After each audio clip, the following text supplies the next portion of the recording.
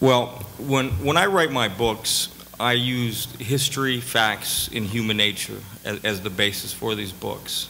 And you know, when I'm looking at what is happening today, I can make the statement that the distance between industry, or the distance between agriculture and industry, is the same distance between industry and globalization.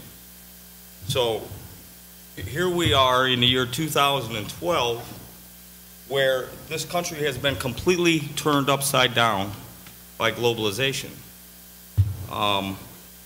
Again, when I write my books, I use history. And I grew up in Detroit in the 60s and the 70s. In fact, my neighborhood was made famous by a movie called 8 Mile. And the significance of 8 Mile, like this gentleman was speaking, was that if you lived south of 8 Mile, you were black. You did not participate in the American dream. If you lived north of 8 Mile, you were white, and you enjoyed the American dream. As a 10-year-old little boy in 1968, I was the most important person on the face of the earth. The labor unions, they created a single income household where my dad could go to work in the factory, my mom could stay home to raise me. Well, that environment wasn't possible south of 8 Mile. And what's funny is the movie 8 Mile, the character Eminem. Well, now the American dream is over. The factories are gone. The white people that had the American dream 30 years ago no longer have that dream. And what's amazing, in that movie, you have a white rapper who lives north of 8 Mile. Well, now he's trying to move south of 8 Mile to make money in rap. So, as this gentleman said, that globalization is basically turning not only this country but the world brown, from white to black. And going forward, like Lynn said, you have an environment today where 40 years ago you had these 55-year-old white men exploiting only blacks. Today they're exploiting both parties.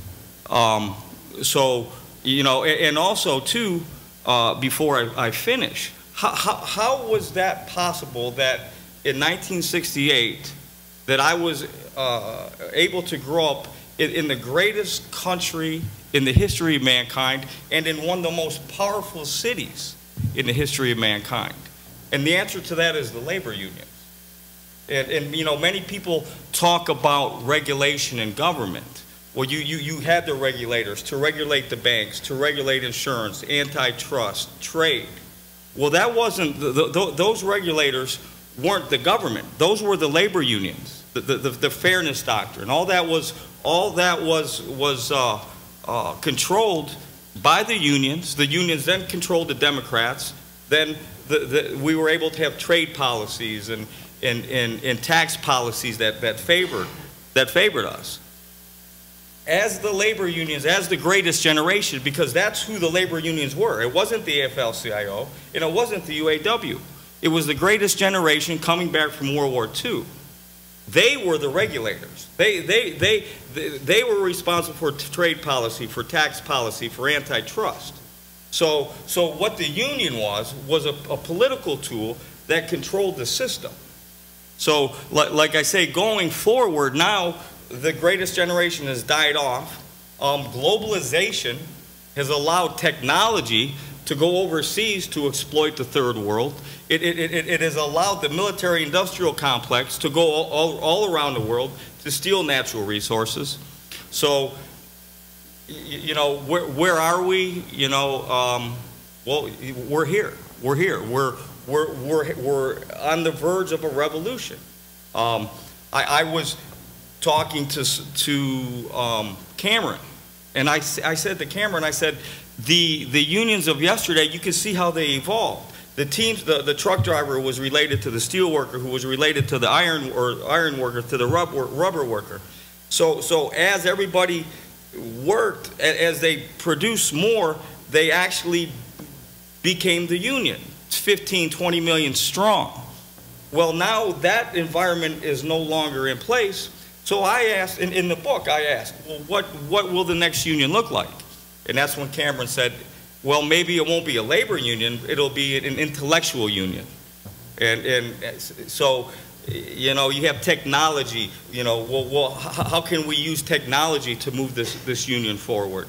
Well, you've seen what happened yesterday with the internet, how they're trying to control the internet.